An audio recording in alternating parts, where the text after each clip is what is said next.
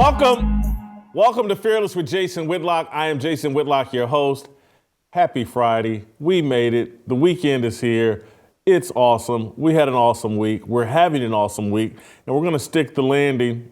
Korean Cosell, Steve Kim just around the corner. Senator Josh Hawley, a man that I've known since he was a high school football player in Kansas City, Missouri at Rockhurst High School.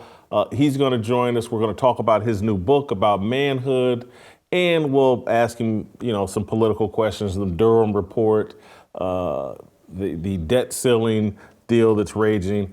Can't wait to talk with Josh Hawley again. Met Josh Hawley when he was a high school football player at Rockhurst High School in Kansas City, Missouri. Now he's a big-time senator. He used to be the Attorney General of Missouri. Anyway, can't wait to talk to Josh Hawley. Stay tuned for that. But we'll start by bringing in the Korean Cosell and talking about the NBA playoffs last night, in particular, LeBron James and the Los Angeles Lakers versus the Denver Nuggets and Nikola Jokić and Jamal Murray. Nuggets now take a 2-0 series lead.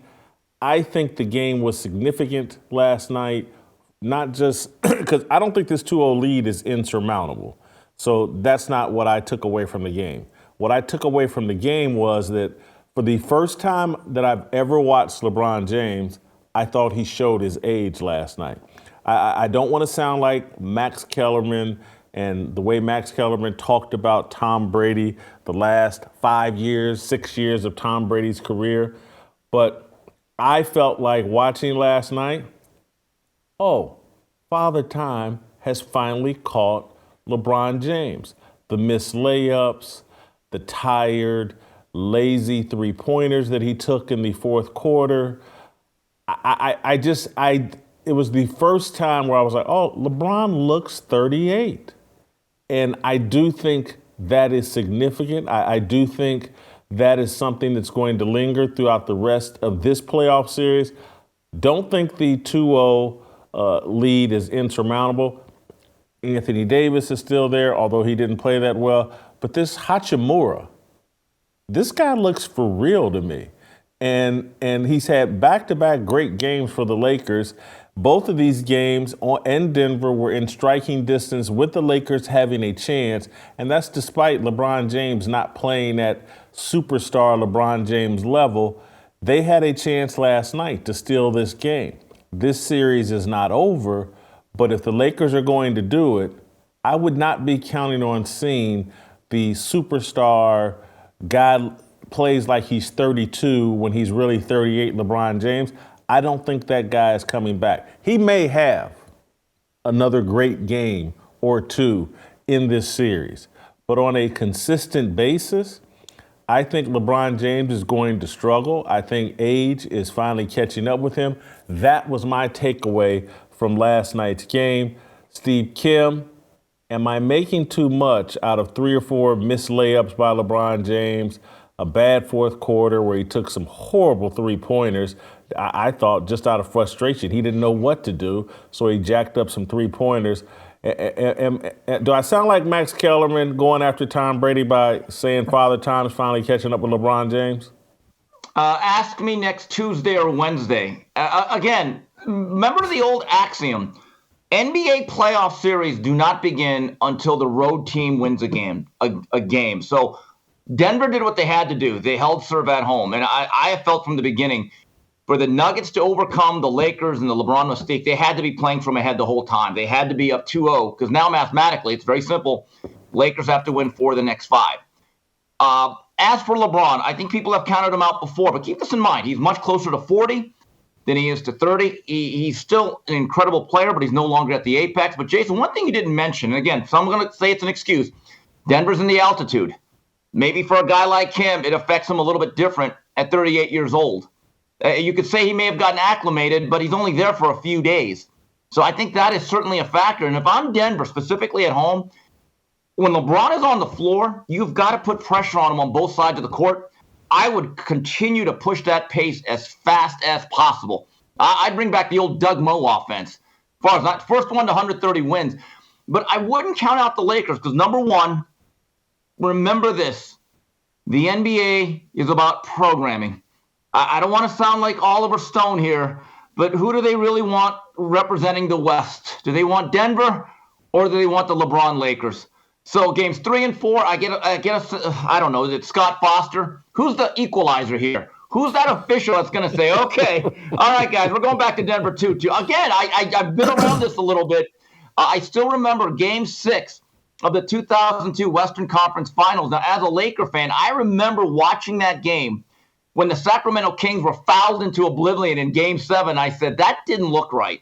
I am not usually a conspiracy theorist, but that particular game was very shady to me. And so, again, I have a hard time believing Denver's going to win game 3. The emotion's all going to be at the Staples Center, or whatever they're calling it now. LeBron's going to catch his breath.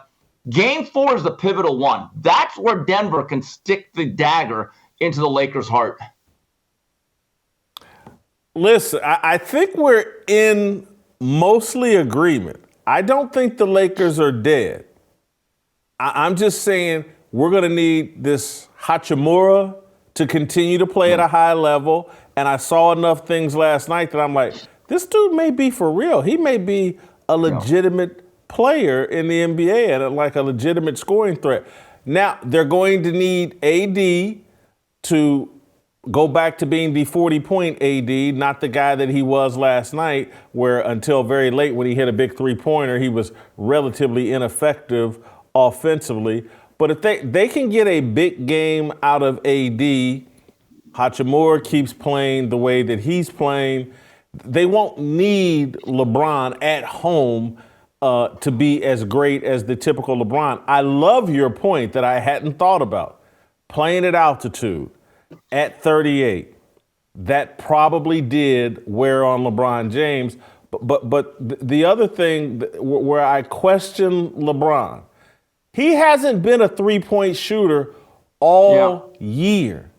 How he got into that fourth quarter last night and took that succession of three-pointers, I have no idea what he's thinking. It wasn't smart by him.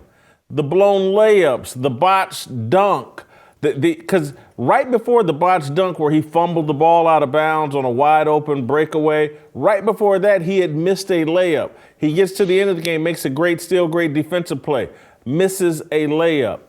LeBron was awful last night. I love your point again about altitude perhaps playing a role.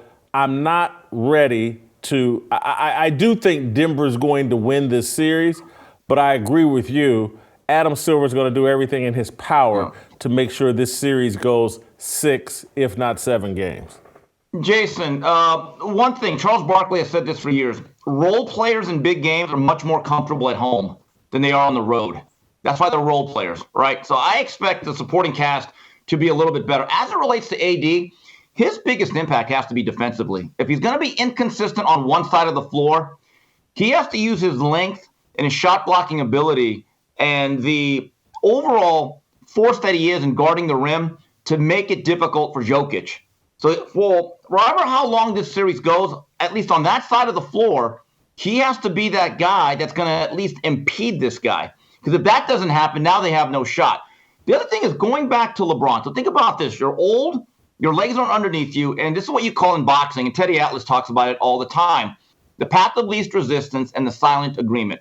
So if you're LeBron and you're tired and you're gassed and you're not an outside shooter, but you don't want to make that effort to go into the traffic and really exert a lot of energy to play above the rim. So now you're thinking, oh, geez, I'm tired, I'm old. What's easier? Chucking up threes or actually going into the trees and trying to do stuff and draw fouls? To me, my view is this. You're LeBron. You get breathed on, they're going to call a foul. So if I'm the coach, if I'm Darvin Ham, I say, LeBron, look, we got two choices here. You could keep chucking up threes on a night it's not working, or you could use that NBA superstar treatment you get and get yourself to the free throw line. And that's where the LeBron critics will always draw upon where he's not Jordan. Because I guarantee you this, Jordan would have said, okay, you know what? I'm taking it to the cup. If I get hit across the face, I'll take my 2 free throws. I think you're right there. I want to pivot to a different point about this series, Nikola Jokić. And this is where your question about can the NBA survive without LeBron in the NBA Finals? Is Jokic a big enough star to carry this? Jimmy Butler, Jason Tatum on the other side, in the Eastern Conference side, or are they still dependent upon LeBron James? And there are clues. I want to tie three things together, and just like the amount of, I think, disrespect that Jokic receives from a lot of people over at ESPN that should. I want to play you this clip of Lisa Salters, one of their top sideline reporters. She acknowledged offhand in an interview she had never seen Jokic play. She's a sideline reporter in the NBA, has been working in the NBA for years, has never paid attention to Nikola Jokic. Let's play this clip. Like covering him, watching him just set up shop. It's funny though, Susie, like I have never seen him play before. I haven't done a game here in Denver, and I was trying to figure out when. It's been at least 10 years. Maybe I had a game of theirs in the bubble. I think maybe I did. But this is really the first time I've had a chance to watch him play. And I got to admit, I have been sleeping on this guy. He is spectacular. He is ridiculously good and just unstoppable. Just watching him play last night, I was texting people saying, you know what? This guy is really good. And they're like, we've been trying to tell you that. And I admit, like, I hadn't really been paying much attention. I haven't had any games with Denver, either on the road or with them here at home. So I hadn't really paid much attention to him. I love the transparency, but this isn't someone doing a lot of homework on the NBA. The two-time MVP, she had never seen because she hadn't been assigned one of their games. She's not watching any tape. She's not watching any games that she's not assigned to. Again, she's in the bubble. I think they went to the Western Conference Finals the bubble year. But I find this interesting. But let me tack on to this. Go ahead. Just your thoughts on her transparency there. Well, first of all, I have great respect for Miss Salters. That she's a real pro. She has always been very good at her job, highly competent, a trusted voice in my view. And Lisa, congratulations for being honest. But number two, don't ever do that again. But this brings about a bigger question or problem for the NBA. People are not watching this thing from about late October all the way till about mid-April. Just like me, welcome to the club. I mean, I think that's the bigger issue is that, look, I've been watching some of the playoffs, and people have come to me and say, hey, Steve, so you do watch the NBA? And I said, yeah, I watched the very last part of the playoffs. I mean, think about it. Lisa Salters cannot be the only person or myself that ignores this league for 85% of the season. Isn't that alarming? It is, but Steve, you're in Vegas. Just about every fight, you make your bones covering the fight game. You watch pretty much every fight every weekend, just as part of your job so you can be informed. Yeah. She's an NBA sideline reporter. And I do, unfortunately, pay attention. Unfortunately. Right. And here's how every question, every post-game interview goes for Lisa Salters pretty much. So, in the first half, you scored 5 points. In the second half, you scored 20. What changed? Every post-game interview. She's not that good. She doesn't pay attention. She's there because of diversity, equity, and inclusion. I watched her on the NFL. I watched her on the NBA. She's there for affirmative action, diversity, equity, and inclusion. She's not that good at her job. She's there because she's LGBTQ, bro. Oh, come on. Jay. Obviously, once again, you just can't make it a Good Friday. There you go, burning bridges like General Sherman through Atlanta. Look, here's the reality on Miss Salters. She loves football.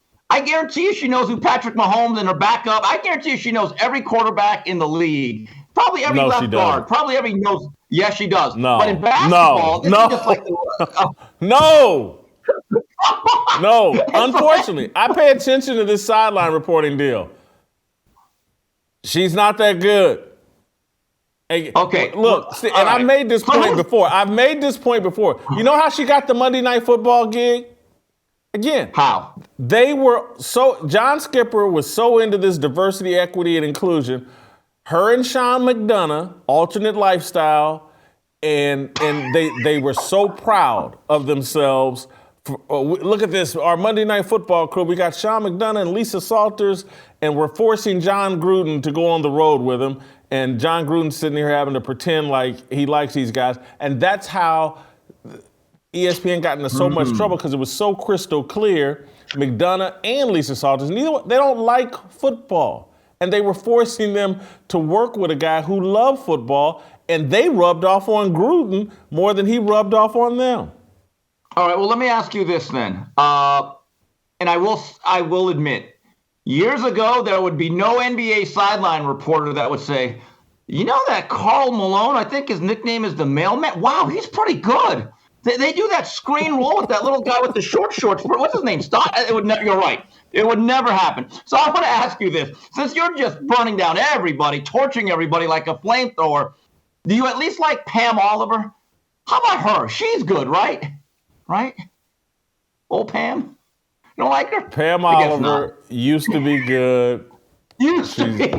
I'm gonna just leave it at that. I'll leave it at that. Look, all these sideline reporters, man, it's a gimmick. None of it. You know, don't get me into trouble, because I'm already Jason. hated enough. You know, Aaron Andrews can't stand me.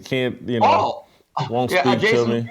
Yeah. Oh, I could see why. By the way, Jason, I don't ever have to get you into trouble. You do that very well by yourself, so we're good there. Trust me. How about this? Adding on to this Lisa Salters deal, you got Mark Jackson, who left Jokic off his MVP ballot. You got Kendrick Perkins played the race card on him and cost him the MVP. What is he? Kendrick Perkins, Mark Jackson, Lisa Salters, ESPN's three black people very associated with the NBA. No respect for Nikola Jokic. Is this all a coincidence? Well, I'm just glad they don't cover boxing. They probably wouldn't recognize how good Tyson Fury is. But yeah, I mean, with Mark Jackson, he's a good Christian. Look, he had at least admitted it. He didn't exactly go Jimmy Swagger and say, I'm sorry, I have sinned. But with Kendrick Perkins, I do believe that there was some sort of agenda. And I'm just, in my view, we talked about this, Jason, off air. If the Nuggets make this run and they hoist that Larry O'Brien trophy, and Jokic just continues to be this triple-double machine in the postseason, that's going to be, I'm just telling you, on Hot Takes Exposed, Perkins should get his own wing. He should literally get his own chapter in a Twitter account, because he's probably given about 50 bad takes when it comes to that guy. Old Takes Exposed. You called it Hot Takes Exposed. That one, no.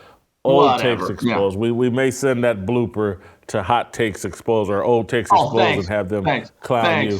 Hey, I want to transition to Brett Favre, but before I do that, let me take care of one of my newest partners and a group that I'm so honored to be partnered with here on this show, Covenant Eyes. James 5:16 says, therefore confess your sins to each other and pray for each other so that you may be healed. The prayer of a righteous person is powerful and effective. That rings so true to me. If you watch this show, if you attended Roll Call, if you understand what I'm trying to do here on the show, is I try to live very transparently. I try to confess my weaknesses and sins publicly as a reminder to be a better person. And that's one of the reasons why I'm trying to hold myself accountable. And that's one of the reasons why I've partnered with Covenant Eyes and I have adopted Covenant Eyes so that I'm accountable. Accountability is not primarily others calling you out on your sin, but others calling you up to the person you are in Christ. A study on accountability found that you have a 65% chance of completing a goal if you commit to someone, and if you meet with that person, you will increase success by up to 95%. With Covenant Eyes, you invite someone you know and trust to hold you accountable as your ally. The Covenant Eyes app tracks activity on your internet devices, on your smartphone, on your laptop, on your iPad. The Victory app shares your activity feed right to your ally's phone. When you allow someone to see how you're using your devices, it changes how you use them. Together, these powerful tools bring honesty and transparency to your accountability relationships. $17 a month or $184 annually covers up to 10 users on unlimited devices. Use my promo code FEARLESS for a free 30-day trial. The superhighway for information, the internet, needs a seatbelt. Lord, I know. Covenant Eyes protects you, your family, your relationship with God, and all the other travelers on the information superhighway. Surf smart, buckle up with Covenant Eyes. I've done it. Again, I haven't been a big porn hub type guy, but I have used it. And that's part of the reason why I'm using Covenant Eyes. I don't want a relapse. There's all kinds of garbage on the internet. So I put my seatbelt on so I don't steer into that garbage because, again, I've been known to be pretty weak. Hold yourself accountable. Covenant Eyes is a great way to do it. You need a seatbelt. I don't speed like I used to. I still wear my seatbelt. You need to do that on the internet. Put your seatbelt on. It's Covenant Eyes. Get a free 30-day trial by using my promo code FEARLESS. All right. Roll back to Steve Kim. Steve, I read this morning a very long-winded story in Sports Illustrated about Brett Favre. People watching this and my critics will say, didn't you just have Brett Favre on your show this week and you're just going to cape up for Brett Favre because he was on your show? It's not what I'm about to do. I'm about to tell you what I think as a journalist about the Sports Illustrated story that allegedly paints this awful negative picture of Brett Favre and his involvement in some Mississippi welfare scandal. I read the entire piece. I marinated on the piece. I talked with others about the piece that had read the piece. Here's my takeaway as a journalist. They don't have anything other than Brett Favre's name. That's what Michael Rosenberg and Sports Illustrated have. Hey, Brett Favre kept asking the governor of Mississippi for money for a volleyball facility at Southern Mississippi University. And that is Brett Favre's alma mater. His daughter had played volleyball there. He wanted a volleyball facility built there. He made some promises to the school that he would help finance or help land the financing for it. And so Sports Illustrated has uncovered a series of text message communications where Brett Favre kept asking the governor, hey, you gonna help me out here? You gonna help me out here? Hey, you set me up with this person. I think Nancy knew. Is she gonna help me out here? Late in the story, after trying to paint this picture as Brett Favre as the Don Corleone of this embezzlement scheme, they acknowledge, well, there's nothing in here where Brett Favre acknowledges he even knows where the money's coming from. What it sounded like is that Brett Favre made some promises to his school, wanted the governor and taxpayer dollars to help with some of the promises he made to the school, the governor. And these government officials who actually had authority over how the money was used wouldn't tell Brett Favre no. They had all the authority. Brett Favre had none. His only authority was his ability to beg people, hey, help me finance or help pay for this facilities at Southern Miss. I'm just sorry that they're using Brett Favre's name.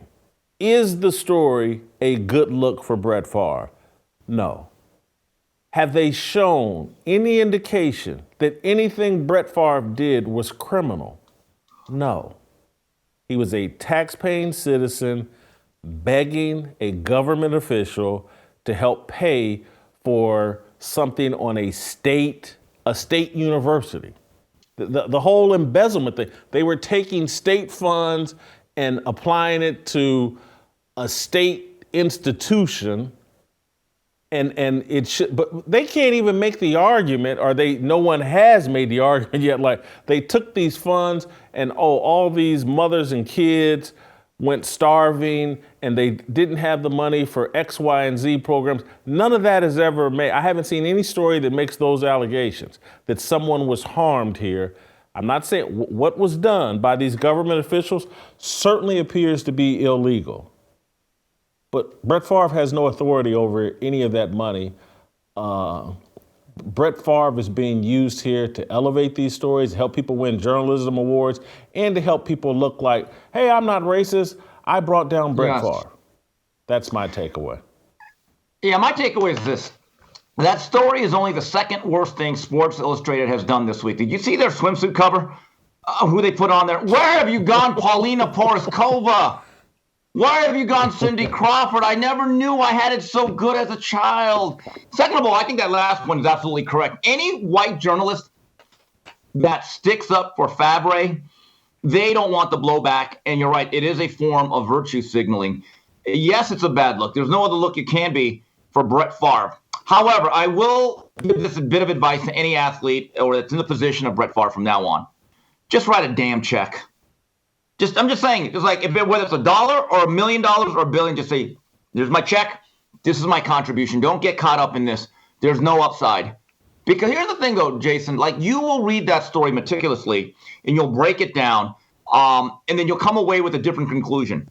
The general public, which already wants to castigate and convict Brett Favre because it's a juicy headline and he's the big name, they're just going to basically read the headline, maybe the title if it's on the cover, and they'll draw their conclusion within the first 2 minutes.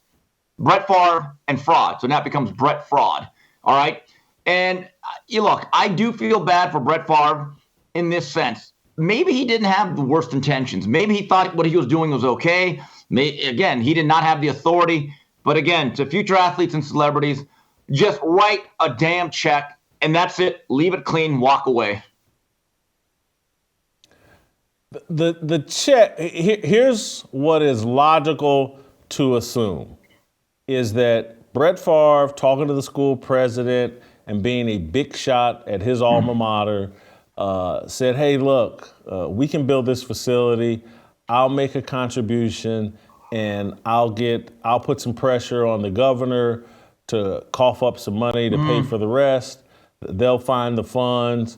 And you know, that's how Brett Favre used his celebrity to benefit his alma mater. That is par for the course for a lot of celebrities and a lot of athletes and a lot of just people with fame and a following. They use their influence to benefit the institutions that they're associated with. This whole thing, as it relates to Brett Favre, could have easily, the governor, no. This Nancy New could have said no.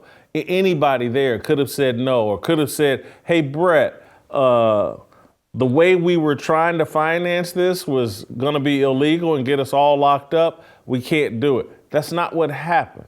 And so Brett Favre just kept asking because that's probably what he's been doing the last 20, 25 years in Mississippi. But Jason, I get it, but Jason, I'm going to just give an example. At the University of Miami, a couple of their meeting rooms are named after Dwayne Johnson. He's done okay. And Edgerrin James. You know what they did? They wrote a check, and this is my contribution. They didn't try to get the Florida governor or the Miami mayor. No, here's a big check. You don't know that, Steve. You don't know that. I would bet that they did not try to. I would bet that they probably tried to get no other governor or any type of government official to fund a football meeting room or the running backs room. Come on, Jason. We're being a little bit naive here. No. Just because I have plenty of experience with Ball State, and I'm just because they got a meeting room named after them didn't mean they paid for that meeting room, or doesn't mean that was why the meeting room was named after them, because they paid for that meeting room. Could they have participated in parties, in social gatherings where they're trying to influence political people to support it? Absolutely. Again, when you go to the press box and to these games or whatever, the president has his box, and whatever political figures that have it, they come to the president's box, and people ask for things or ask him to support different things. I'm sure they did cut a check, but it's just a tiny bit more Jason, complicated than cutting a check. But from now on, just write a check. There. That's what I did. Boast. They always say, don't be you know what? Pat yourself on the back and say, take a picture of that check and say, this is what I did. Don't get the government involved. If these athletes now are going to do this the same way, whether it's legal or not, they're stupid. If I'm an athlete at the University of whatever, and they ask for a donation, I want to make it very clear. I will write a check and I will do nothing more. And you will name the building after me, and that's it. That's it. I would actually sign a deal saying, this is my contribution. You'll never ask me to make a phone call. There's going to be no political favors. Because you are being dumb if you try to go any further than that. Because no good deed goes unpunished. No question that is the case. But I'm sure there was a non-illegal way for those government officials to find funding for whatever it was they were trying to do at Southern Miss. There was a non-criminal way of going about it. Brett Favre's defense is going to be, I thought they were going about this in a non-criminal way. Okay, but ask Brett Favre next time he's on the show. Hey, Brett, next time, would you just write a check and walk away? Ask him that, and you'd say yes. He'd walk away with his Wrangler jeans and say, no, yeah, you're right about that. You're right. The Kimster's right. That Asian fella's okay. Just write the check and just get the hell out of here. That's it. I guarantee you he's done that before. I'm sure he's written some checks for Southern Miss in the past. And there's a point in the story, and this is where, Mike Rosenberg and Sports Illustrated, they don't have an interest in getting at the truth. They have an interest in making Brett Favre look bad and fanning the flames. But there's a point in the story where they show a text message exchange between the governor and the school president, where the school president is basically, I've tried to tell Brett to stay out of this and not do X, Y, and Z. And the governor says something that makes him look like Brett's out of control. Sports Illustrated at some point alleges that the governor is writing text messages to cover his trail, to leave a written thing that exonerates him. And so they apply that logic to other text messages, but not this one between the governor and the school president. And I read it and go, these are both guys, the school president and the governor, both trying to cover their tails. They've been great friends and probably have done a lot of deals together and a lot of things together. Hey, I need a solid here. We're going to put this on Brett, because the reason why they're comfortable putting it on Brett is because Brett is the one guy that can legally say, I've done nothing criminal here. I asked for money. That's it.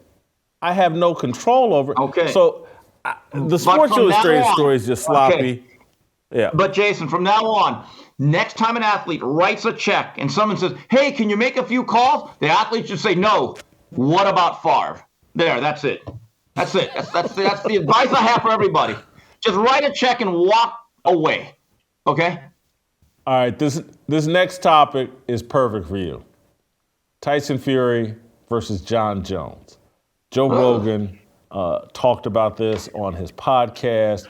It has infuriated Tyson Fury. Can't wait to get your take. Let's play Joe Rogan talking about Tyson Fury and John Jones. Yeah, there's no one thinks like Tyson Fury could beat John Jones in a fight. Isn't that interesting? No one thinks that. Tyson doesn't think that. You want to talk about who's the baddest man on the planet? If Jon Jones and Tyson Fury are locked into a room, game over. I'm pushing all my chips on black. I'm just f***ing. I'm going to tell you something. Tyson Fury is an amazing boxer. He doesn't have a f***ing chance in hell of making it out of that room. That crazy? He has no chance of making it out of that room. Isn't that crazy? Zero chance. So if you, he would have to catch John. You have to catch him immediately. Immediately with one punch, and I just don't see that happening, man. The threat of the takedown looms so large. That shot will come so unexpectedly. When he gets his hands around you, you'll be so stunned. So what is that like being John? What is that like thinking there isn't another man on the planet that could do anything to you in hand-to-hand combat? Pretty awesome. So that's Joe Rogan's take. Here's Tyson Fury's take, and then you be the arbitrator. I'm the baddest man on the planet. I heard Joe Rogan say something about me the other day, and I've been off all the social media, so I didn't reply to that little midget, bald-headed midget. I heard him say that Jon Jones could me up if we went in the room together. I don't think so. Not a man born from his mother can me up in a room on our own. Whatever happens in that room, I'd be walking out. Not a problem. Steve Kim, you're our expert. Okay. What do you what say? are the rules? If you're doing Marcus of Queensberry rules, yeah, no one's going to really beat Tyson Fury. Not a guy that's not dedicated to it. But if you're going into full MMA mixed martial arts combat in an octagon where you could grapple and you could shoot and you could put people in headlocks, rear naked chokeholds, boxers are really good strikers. They're the best in the world. They're all about the upper body and footwork. And I've seen this, when they've tried to get into that world where it's beyond boxing, they're okay as long as they're on their feet. But as soon as they are taken off their feet by guys who are wrestlers or jiu-jitsu, they're powerless. They just simply do not have the physical strength. They don't know the pressure points. They don't understand leverage. It's different. Now, look, if you said to Jon Jones, he had 10-ounce gloves, no headgear in a boxing ring with boxing rules, he would not win a round. But if you're talking about all things considered, and it's like a real fight, like it would be in a room and you got to fight for your life, these MMA guys, they're just well trained. They are human weapons. I just think they're more versatile fighters. Now, could Tyson Fury catch Jon Jones with the punch coming in? Yes, that is certainly a possibility. But once Fury is taken off his feet, and if he is not the one doing the grappling, and if he hasn't learned any of that, I don't see him beating Jon Jones. I got to agree with you. I saw a little workout video of some mixed martial art guy on my Instagram this morning, and he was doing all these little crazy things. Like he'd jump up in the air, and then he'd fall down and catch himself basically with his elbow and be in a plank position and then he'd flip over on his back. It was all just like incredible stuff, and I was like, holy cow, I didn't even know humans could do this. And it Jason, does make me, yeah, go ahead. Think about this. In boxing, theoretically, clinching or holding is illegal, and they get into it and the referee breaks them up. In the MMA, they just said, okay, good luck getting out of that. And some of these fights are not entertaining because it's like a boa constrictor just choking someone out. I'm not a big fan of that particular style of fight. And the ironic thing is, with the MMA, your most entertaining fights are when it looks more or less like boxing, when guys are on their feet. Now, when it becomes a grappling match and one guy's on top of each other and it's a slow bleed where they're just taking the air out of the balloon, it's not entertaining, but it's highly effective. Some of these guys are like a master lock. When they have you down and pinned and they're doing certain things that they've trained for 20 years, you literally cannot get these guys off of you, and then you're going to wake up an hour later because you're unconscious. That's where I think Tyson Fury would really be a fish out of water. Steve, final topic. Pat McAfee has stated that he is shocked the way his fans have responded to his move back to ESPN. Yeah. He had no idea, and that they just got to trust him. He says it has been tough out there. I don't think I expected that.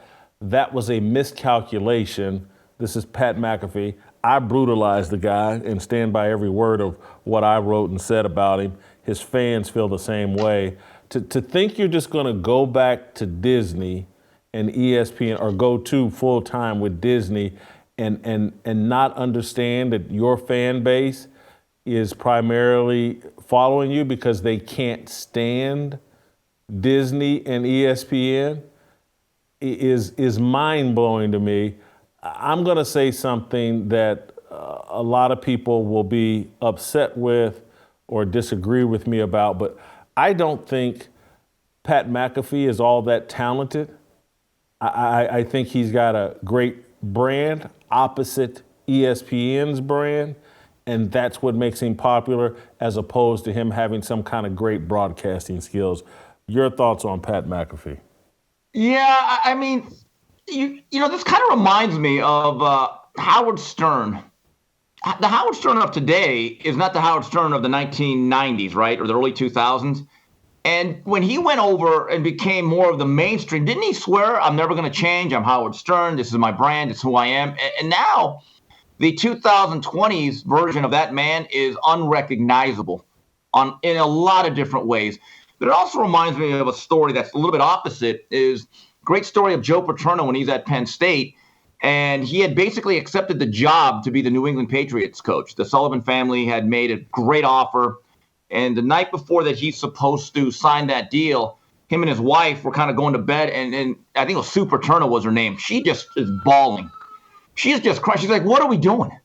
You are not a pro coach. We are college people. We're happy here. We don't belong in New England.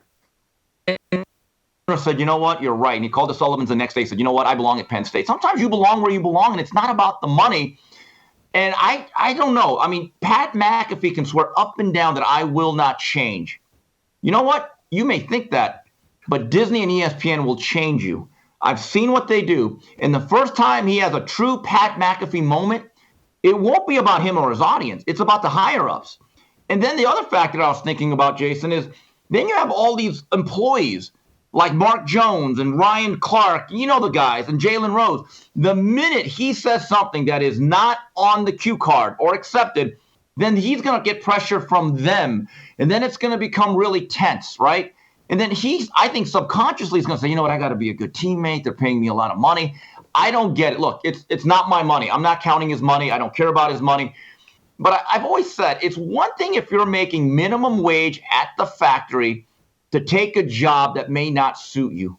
He's already making millions. I mean, he fixed something to me that wasn't necessarily broke. Totally agree with you. Great job. Enjoy Las Vegas. We'll talk to you next week. That's Steve Kim. Don't go anywhere. Hit the likes button. Get the likes up. If you're listening over Apple, hit that 5-star review. Josh Hawley, next. It's my obligation, no hate, discrimination, raising up your hands for freedom.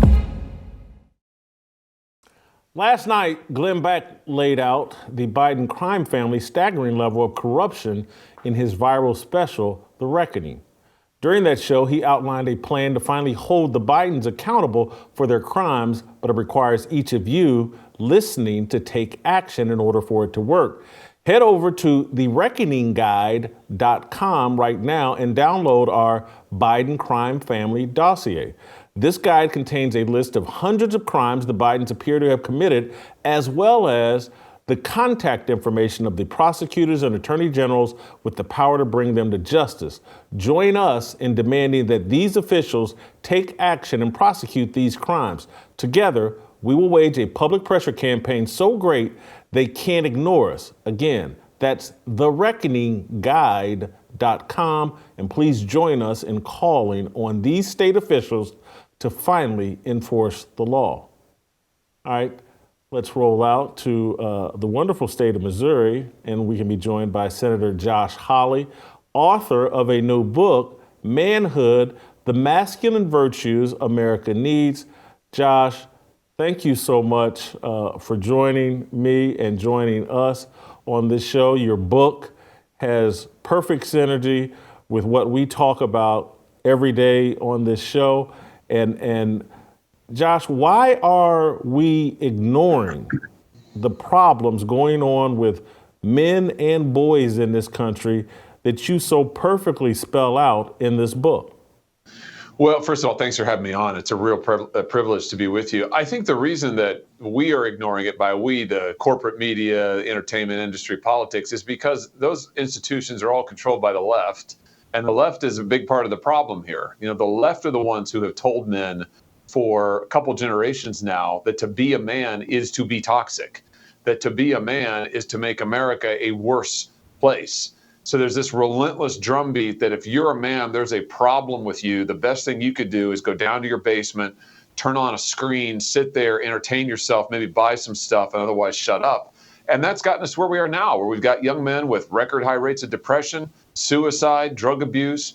We need to turn this around by getting back to the truth, which is that we need strong men, good men, to lead their families, to serve their neighborhoods, and to serve this nation.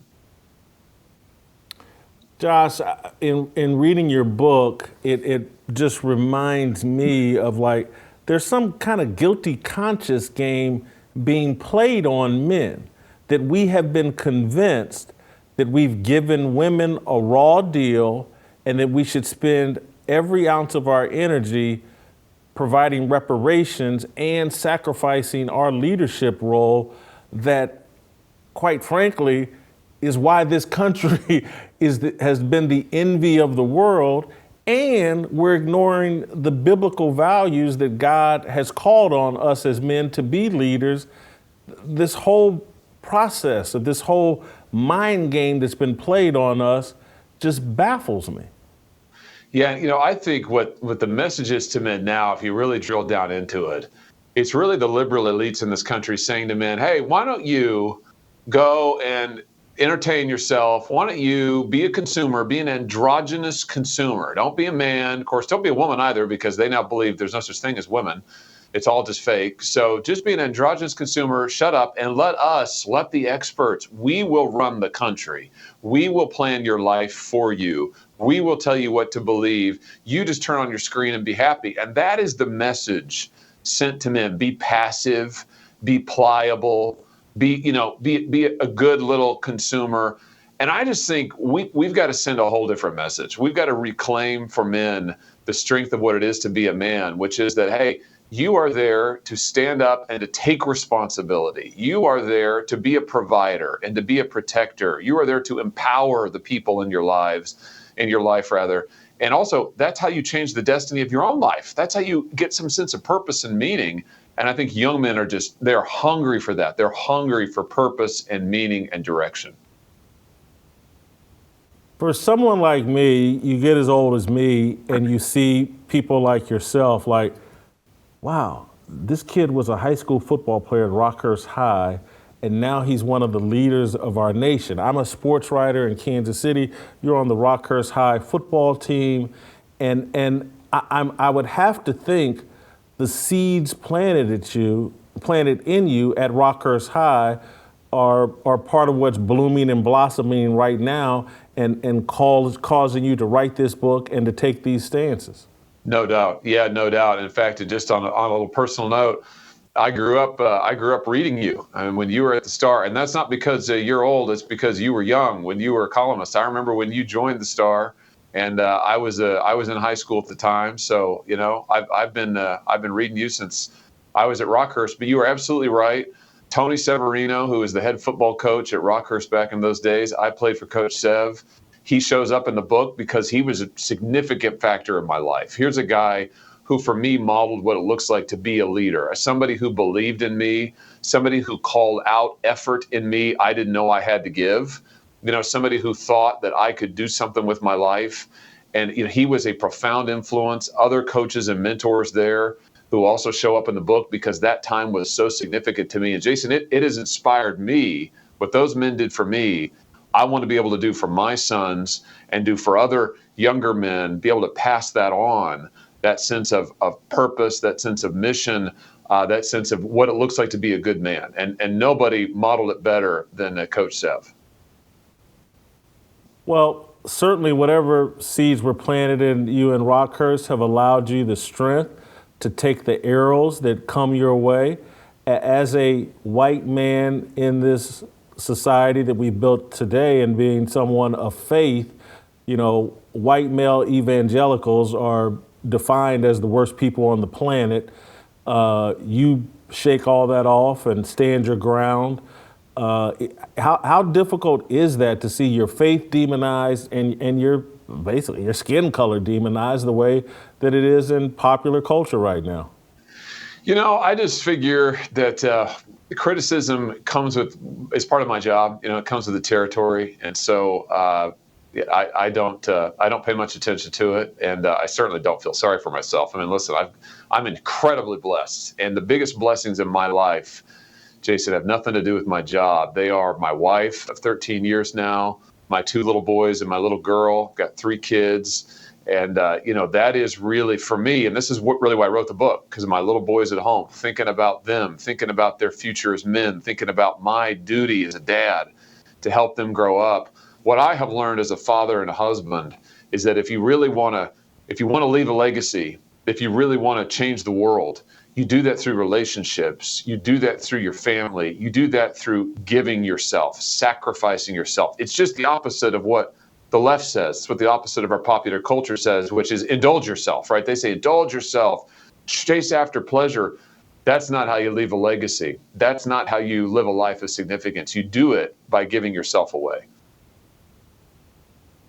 On this show, we talk a lot about radical materialism.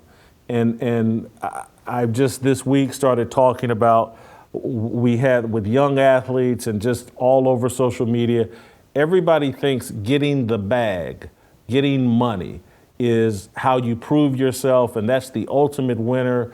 And I'm actually now trying to push and trying to open people's minds up to the bag, that's not the ultimate sign of masculinity. It's what a man will sacrifice to live up to his values and principles, and what a man will sacrifice to honor his wife and kids and to leave them in a protected space.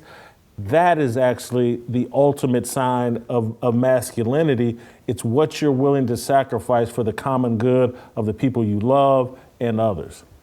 I couldn't agree with that more. And I have to tell you, that is the single biggest takeaway for me in my years of being a husband and father. If you ask me, what have you learned from that experience so far?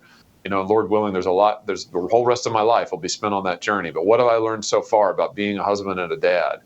It's that sacrificing yourself is really the key to everything. It's the key to seeing your kids flourish. It's the key to changing other people's lives for the better. It's the key to having a legacy.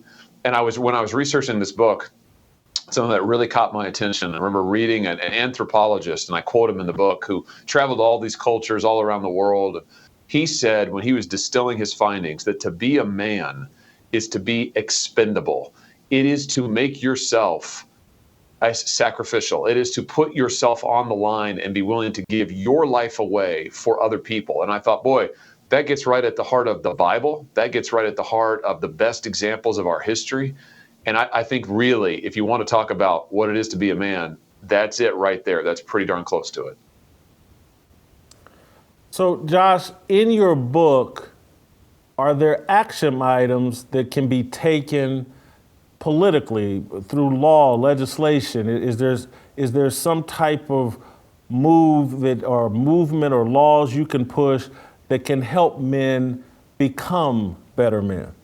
Yeah, I think there are policy implications, political implications, several different. I mean, let's take one would be marriage and family. I mean, right now in this country, we discourage marriage in a lot of ways. We discourage it in our tax code. There's still a penalty for getting married.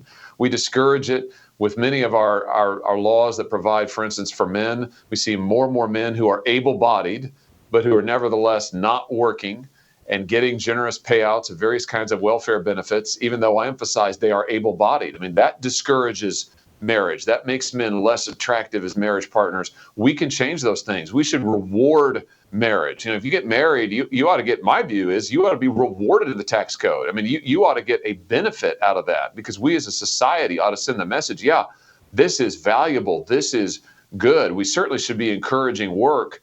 The other thing I would say, Jason, is that when we talk about work, for 30, 40 years now, this country, its elites have sent good paying jobs that mostly men do, blue collar jobs, have sent those away, sent them overseas, a lot of them to China.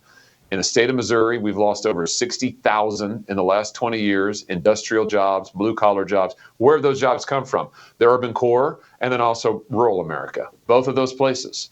So you want to talk about how do you encourage men to get a job, be responsible, support a family? Well, you got to get jobs that pay well, that men can perform and say, yeah, you know what? I could start a family on this wage and I could do it right here in the place where I grew up. So there's a lot of work we can do in terms of getting the jobs that foster families, getting the jobs that foster communities, and then saying to men, hey, if you start a family, if you commit to the woman you love and you commit to raising those kids, we're going to reward you for that. We're going to say, yes, this is something good. We want to encourage it. So I have this radical thought that a lot of the gender dysphoria, a lot of the transgender movement is just a further attack on family. And I see the left building, cultivating a massive voting bloc with this destroyed family concept. With from Black Lives Matter, they want to destroy the nuclear family, to the whole transgender movement, want to destroy man and woman, and so I see a country that was founded, and any great nation is founded on the family, catering to the family structure. And we've empowered a voting bloc now that will not have families, and many Americans are not choosing marriage. And so I had one really radical ideas. I thought, and I said it on the show a couple weeks ago or a couple months ago, it's like, should we give the family an extra vote in terms of like husband and wife would have their individual vote, and then the family would have an extra third vote that they could decide which one. But there's got to be a way to make our lawmakers cater to families. That's the only way this country will survive. And we've pivoted completely away from that. We're catering everything to single parents and gender fluid and the non-binary or whatever. Is there a way to empower the family? Boy, I think that we've got to find a way. And just to take a couple of stats, you think about childhood poverty. Well, we know the best way to tackle childhood poverty and to really get it down to zero or close to it in this country, and that is put a father back in the home providing for his children and the woman he loves. Youth violence, gang violence, young male violence. The studies on this are clear. Put a father in the home. In fact, there's one study I cite in the book, Jason, you don't even have to put a dad in every home. If you just put a dad in the neighborhood, just one in the neighborhood, it brings down violence by young men by huge numbers. I mean, it's incredible. So the point is the foundational family there, man and wife and kids, you're right, it is the building block of our society.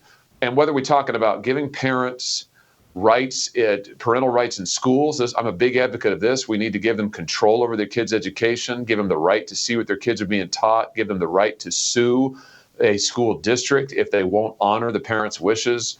Whether we're talking about making sure that the kids, if some school teacher says or school administrator says that the kids need to have gender hormone therapy, the parents have to sign off on that. You can't do this stuff behind parents' back. So parents' rights, rewarding marriage. I'm open to any idea that will strengthen the family because I do think you're exactly right. Let me throw in one more thing. I just remember when the Smithsonian, using our tax dollars a couple of years ago, created this now infamous exhibit where they say that the nuclear family is a vestige of white patriarchy. And I just thought, this is the most outrageous. They all said the same thing about Christianity also, a vestige of, white culture.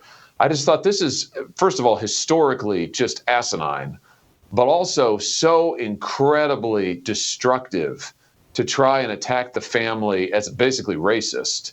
And yet that's where the left is today. And we've got to have our eyes wide open and be willing to confront it. So the other thing we talk about on this show a lot is journalism. I'm a former journalist, still try to dabble in some journalism. And this whole Durham report situation and blowing up the Russian interference 2016 presidential election narrative has been tremendous for me to watch and to see the media and the left and and everybody exposed. But I don't feel confident there's going to be any ramifications, consequences for this sort of criminal malfeasance. We've seen people from January 6th thrown under a jail. I don't have any confidence we're going to see anything come of this Durham report. Do you think anything comes of it? Well, I do think that the pattern here is that the people who commit these kind of crimes, like Hillary Clinton, let's be clear about what happened with Durham, and I know you've covered it. She used the FBI to go out there and interfere in a presidential election to try to rig it. And she almost succeeded. Really almost succeeded in doing it. And yet no repercussions for her. The people who helped her cook it up are now in the White House. The national security advisor today is the same person who helped cook up the Russia collusion hoax and sell it to the media and sell it to the FBI. So, yeah, when it comes to consequences, it always seems like the conservatives get targeted for things they didn't do. Liberals get a free pass. I think we have a chance to change that in government if we can root out the corruption of the FBI, if we can replace its leadership. We may have to think about, do we break up its functions? The FBI doesn't seem very focused anymore on enforcing the law. They seem really focused on interfering in elections and getting into politics. But I'll just say for the folks in the House right now who are pursuing these investigations, using the power of their subpoenas to get answers, I think that's terrific.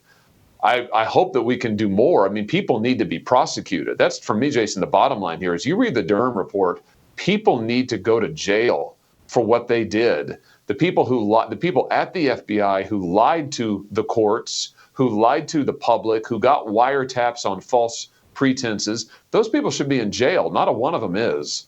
So I want to see some prosecutions brought. To me, that would be real accountability. I hate to ask some soundbite-ish question, but I just have to ask it because it's authentic and real to me. I look at a QAnon shaman, guy walks around the Capitol, shouldn't have been there, but I think the guy just did 2 or 3 years in prison. Compared to what they're spelling out in this Durham, it just seems so incredibly unfair. There's real election interference. There's real interference with Trump's presidency. And QAnon shaman walks around the Capitol and has to do 2 years in prison. This just seems so incredibly unfair to me. I just don't know how we can look voters in the face and let this type of double standard continue. Well, and I think it's meant to be a message to voters. That's part of it. It's meant to be a message from the people who now run the country, who run the FBI, who run the executive branch.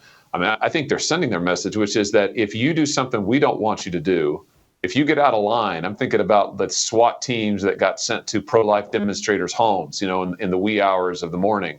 If you do something we don't want you to do, we'll show up with SWAT teams. If you at the Capitol, if you trespass at the Capitol, you're going to be charged with, major big time offenses. You're going to do serious time, but yet we'll allow Antifa rioters to burn down buildings and assault cops, and they won't get charged with anything. The double standard here, as you point out, is unbelievable. But I think that's the point. It's the people in charge are saying to voters, don't make, what the right choice is. Vote for us. Don't make the wrong choice. And Jason, I just think at this time, this is a time to be courageous. This is a time to be fearless, as you say. This is a time to stand up and say, I'm not going to be intimidated by that.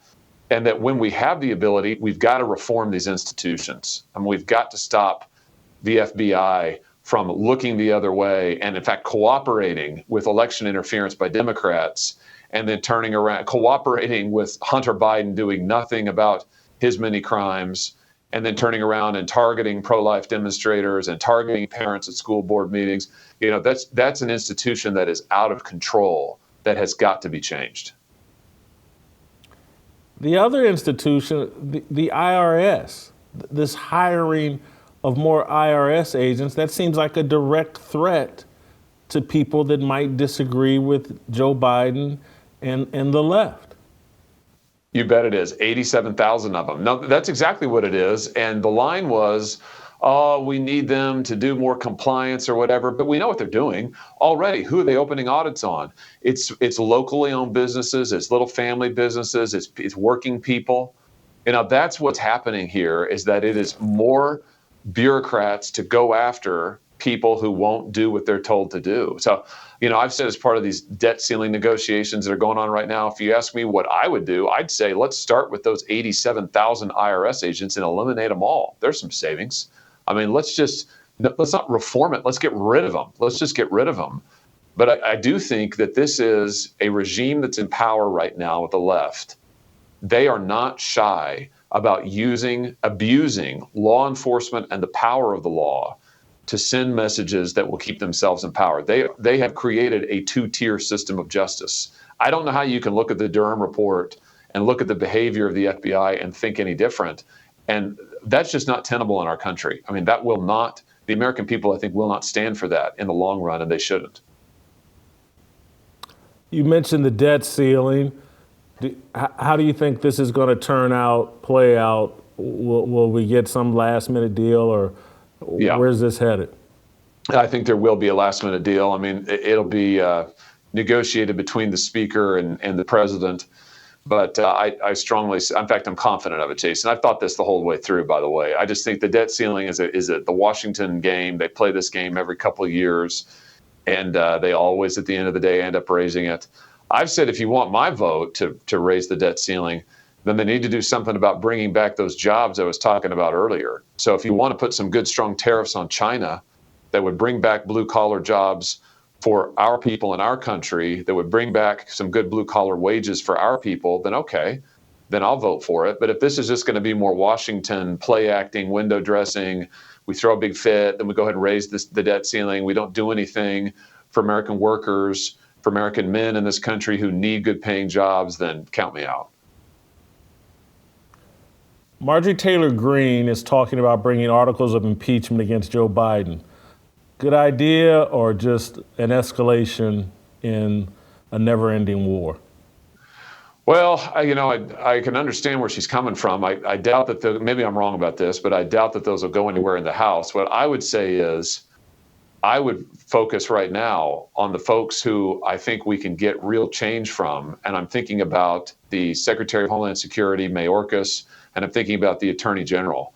I mean, those two guys, they are presiding over the most unbelievable miscarriages of justice. You've got the Homeland Security Chief, who has thrown open our border, who is presiding over a human trafficking operation like we've never seen in American history because of the smuggling, because of the kids being brought across the border and sold into slavery. I've said this many times. I think the House ought to go after him. I think they ought to subpoena him. I think they ought to say, listen, if you're not going to resign, we will bring impeachment articles. I think we got to think seriously about doing the same thing with Garland. I think that sends a message to the bureaucracy that we are serious here, that we want to see the law enforced, that we will do something about this. And I think it has the chance to leverage some change. I'm not sure you get that from trying to impeach the president right now. I just don't think that's going to happen. Josh, thank you so much for joining us and taking the time. I do want to communicate to my audience. Josh is someone I have a great deal of respect for. This book, Manhood, does not surprise me.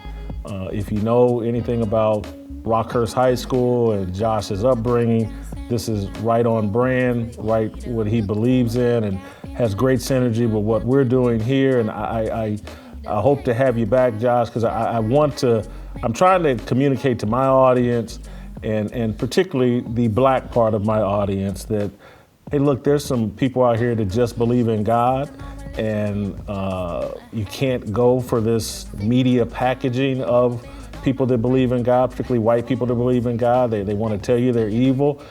they're not. They just gonna stand on these biblical values, the same ones I'm standing on. So thank you so much, Josh. Look forward to having you back. Look forward to one day you running for president. That's Josh Hawley. I hear tomorrow. That means we'll see you next week.